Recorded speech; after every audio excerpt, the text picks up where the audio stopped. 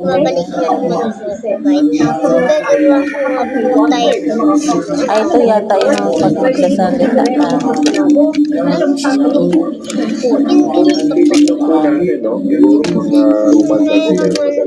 Hindi ko po nasabi sa inyo kung kahapon na dadating. Kailangan mo po kasi dito po siya kama may alis na kasi po kami po pagtatapos po.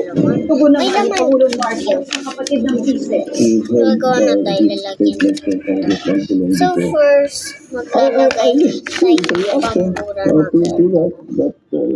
Ito, maliit. By Pulong Duterte about Sara Duterte, so not exactly surprising. Naka-break na yung Kongreso para sa kampanya sa eleksyon 2025. Pero patuloy ang paghahanda ng 11 kongresistang tatayong impeachment prosecutors.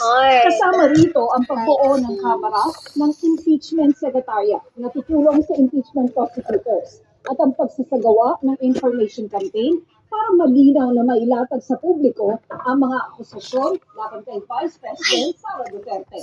Yun ay kahit sa Hulyo na sisimula ng impeachment trial ayon sa Senado. The Senate is Lalagay continuing na by natin ito. the House of Representatives. Every we have a new composition of the 20th Congress. And if we would just elect a new set of Tatlo lang prosecutors, it does not stop the process. Para sa GMA Integrated News, Tina Pamaniban Perez, nakatuto, 24 oras. Malaking hamon ngayon sa benepisaryo ng USAID o United States Agency for International Development. Ang tigil operasyon nito na epektibo sa Sabado ng hapon oras sa Pilipinas. Kabilang sa mga apektado ang ilang grupo na sumusuporta sa mga cancer patients, scholarship at human rights victims. Nakatutok si Sandra Aguinaldo. Yeah, nag-vlog ako.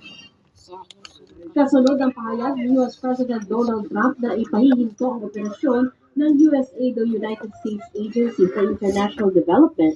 Isang anunsyo na lang kung halos laman ang kanilang website. Ang USAID pa naman ang ahensya ng